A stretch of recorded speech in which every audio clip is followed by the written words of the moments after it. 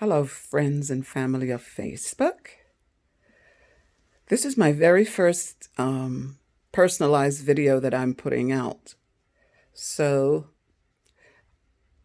I felt that this is a day and a time when I needed to share some information with you, which hopefully is going to help people find their way. Because right now, humanity, I'm going to use the phrase, seems as though we're lost.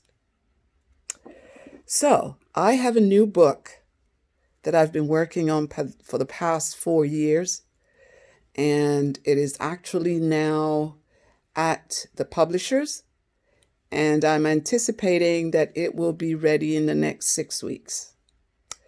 And the title of the book is Messages of Love from the Brotherhood of Light, looking at the way things have always been and the way things should have been.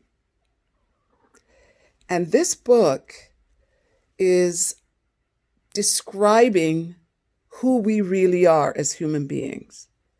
It explains that we are beings of love at our core. It speaks to the fact that we have always been loved by God. And contrary to popular belief, which sort of says that we have to beg and grovel in order to get God to even look in our direction, the reality is that God has loved us for beyond time, because the book explains that we are eternal beings. We are not here for one life and then you die, which is a very common saying, you come and then you go and then you die, that's it. And the book is explaining, no, that our souls are eternal, but that we are currently in a physical body. And when that physical body, the life force leaves it at the time of death, our soul lives on and returns to become part of all that which is God, the essence and nature and beingness of God. And that is who we are. We're spiritual beings at our core, and we are beings of love. And the book explains that part of the problems that humanity is having and is being seen right now is the fact that we were never told who we really are. In ancient times, people believed that, and people still do now, believe that Jesus was the Son of God. Well, that was the truth. But also, so are we. We are all children of God. We're all sons and daughters of God.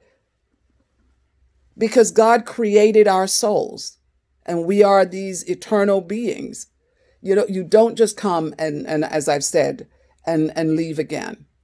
This information is shared through me by spirit.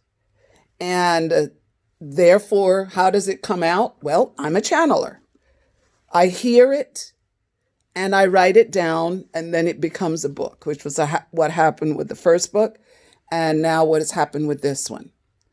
And the importance of this book is that at this time, it's asking us to look at what we believe. Because so much of what humanity has been told for thousands and thousands of years about the nature and the essence of God is not the truth. So we have always been led to believe that God was a violent, vengeful God who, if you didn't do what God said, then plagues ensued and floods, and he would just kill you. And what the book is explaining is that this is not a picture of God. God has always only been love. And a being of love can never do that to any of his children. So if we are people who have always thought that, I don't know if that story makes too much sense, this book might be something for you.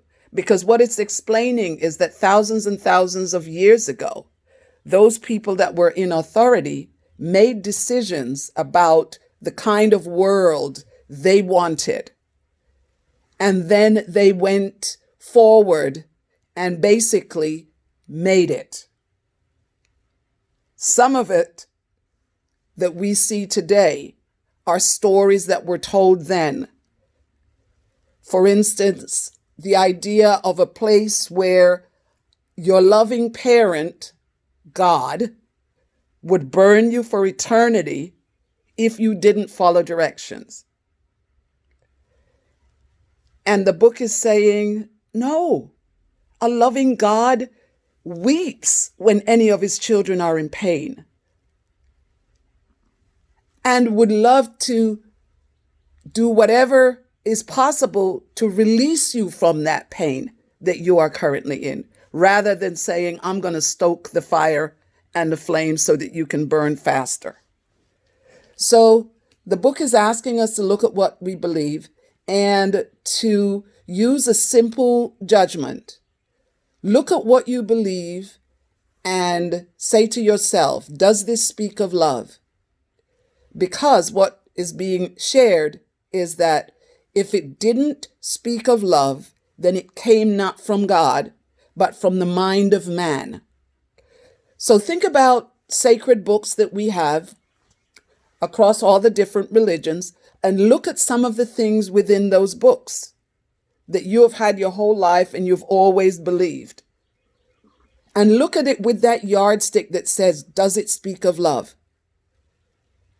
And what Spirit is saying is, if it didn't speak of love, then it wasn't from God, but it came from the mind of man. Because God only wants the best thing for his children. God is always beside us, with us, wherever we are, God is. Because the reality is that we carry God with us wherever we go. Because God does not live in a place called heaven far, far away. God lives in your heart, in my heart, in our hearts. And the only difference between someone who believes that and someone who doesn't is the fact that one cannot visualize that God, the ever omnipotent God, would want to live in me. But the only reason why you think that way is because you don't know your own magnificence. And the book is trying to help us to understand that we are loved beyond measure by God, always have been, always will be, for eternity. Because the reality is, we come to the earth, we are housed in a physical body. The body dies, but the soul is eternal. Your soul is eternal. And thoughts that say you live and then you die, that's it. One life, that's it. So you might as well have your best time now. That is not the truth of God, according to the book. Because the book explains God loves us so much. Part of our being on the earth is for us to gain experiences that we can gain nowhere else. We come here to learn how to be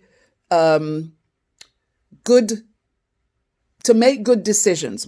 I'll use that phrase.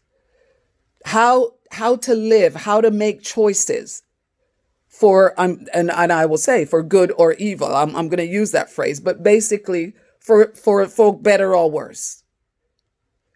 That is the reason why we come to earth.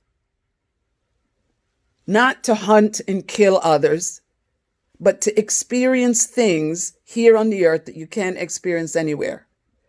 The other big thing that the book speaks about is the fact that God loves all of his children exactly the same. There are no chosen and those that aren't chosen, which is a common misconception. Because thousands of years ago, those people that were in charge, the rulers, found it very profitable to spin that yarn that said, this group is chosen, this group, not so much. And so this group will be the leaders and these will be the slaves. That came from man. Because a loving God would never say that any of his children should be put in chains, treated like animals in the wild, and hunted. But mankind came up with those things and then attributed those beliefs and ideas to God in the sacred books that we have. So the book is asking you to look at what you believe and to use the simple yardstick. Does it speak of love? Yes or no? If it speaks of love, then it came from God. But if it does not speak of love, and if it speaks of killing others, segregating them, dividing, just denigrating them, then that didn't come from God. And again, I'm trying to think it explains a lot of things that are happening on the earth in this now moment. When we look at the things that are happening, and it explains that we're all the same. We're all made from God DNA. We carry God within us. If you cut me, my skin is brown. What color comes out? Red. It's the same red that comes out of everybody's body because we're all one. We are all brothers and sisters. And that's what the book is asking us to remember and to know, if for the first time, that one, we're never alone. Number two, we're children of God. And number three, God loves every one of his children the same. He has never led an army into battle, never would, never will. And he doesn't differentiate against any of his children. Each one is loved with the same intensity.